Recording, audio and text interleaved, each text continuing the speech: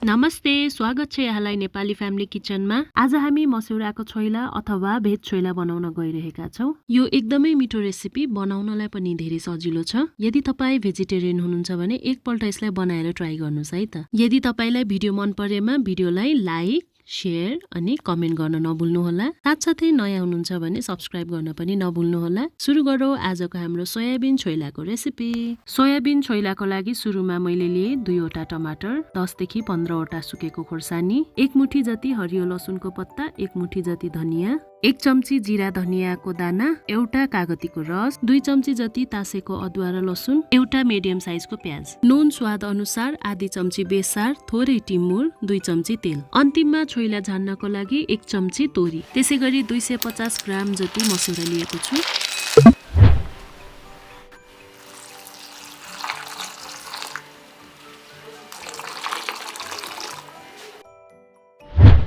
मस्यौरालाई मैले सुरुमा चिसो पानीले भिजाए र 15 मिनेट जति त्यसै छोड्दिए। अब ग्यास अन गर्नुपर्छ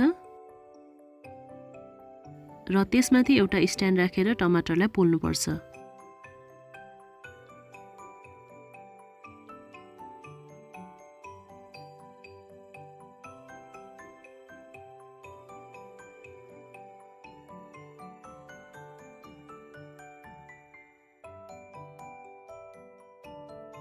पोलिसकेको टमाटरलाई एकछिन सेलाउनलाई छोडिदियो।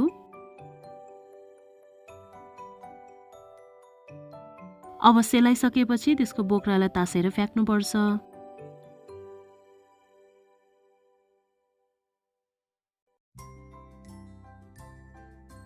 पोलेको टमाटरले छोइलामा एकदमै मिठो फ्लेभर दिन्छ। अब हामी छोइलाको लागि मसला तयार गर्छौं। त्यसको लागि एउटा प्यान बसाले र त्यसमा 1 चम्ची तेल हाले। अब जिरा र धनियाको दाना हाले। त्यसलाई मजाले चलाए। अब काटेको अदुवा र लसुनलाई हाल्नुपर्छ।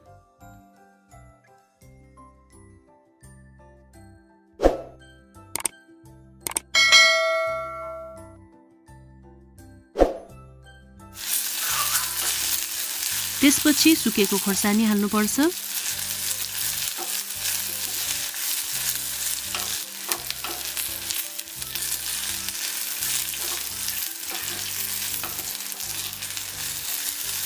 अब यो हल्का फ्राई भइसकेपछि यसलाई ग्राइन्डर जगमा खन्याउनु पर्छ र चिसो हुनलाई छोडिदिनु पर्छ।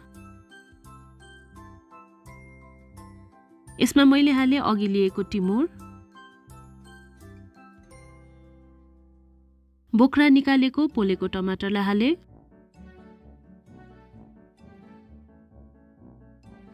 ग्राइन्ड गरिसके पछाडि छोइलाको मसला रेडी भयो। यहाँ मैले 15 मिनेट पछाडि सोयाबिनलाई निकालेको छु। यसलाई मजाले निचोरेर यसको पानी फ्याकेर अलग्याउनु पर्छ। मस्यौराबाट पानी मजाले निचोरेको हुनुपर्छ। पानी सहितको मस्यौराको छोइला राम्रो पनि हुँदैन। अब फेरि ग्यास अन गरेर एउटा सफा कराई बसाले, त्यसमा थोरै तेल हाले र मस्यौराले मजाले फ्राई गरे।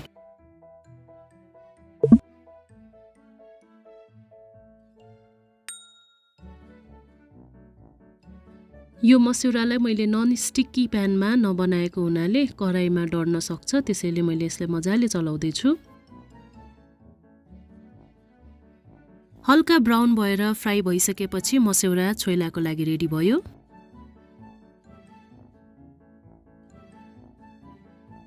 अब मैले फ्राई गरेको मस्यौरालाई एउटा मिक्सिङ बाउलमा हाले। त्यसमा मैले काटेको प्याज हाले, हरियो लसुन हाले, त्यसैगरी नुन हाले, अघि तयार गरेको मसला हाले,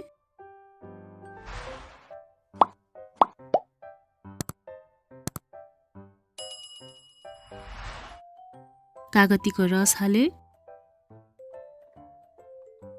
अब ग्यासमा एउटा प्यान बसाले र त्यसमा 2 चम्ची जति तोरीको तेललाई पनि हाले।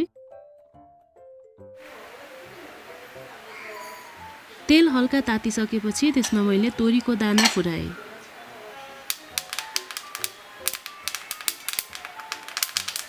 तोरीको दाना पटपट गरी फ्राई भइसकेपछि मैले थोरै बेसार हाले। अब यसरी तयार गरिएको तेललाई हामीले मस्यौरामा हाल्नुपर्छ। त्यसको माथि मैले अघि तयार गरेको हरियो धनियाको पत्तालाई पनि हालेको छु। अब मजाले सफा हातले अथवा पुन्युले यो मस्यौराको छोइलालाई चलाउनु पर्छ। छोइला कसैलाई सुक्खा मन पर्छ भने कसैलाई हल्का झोलिलो मन पर्छ।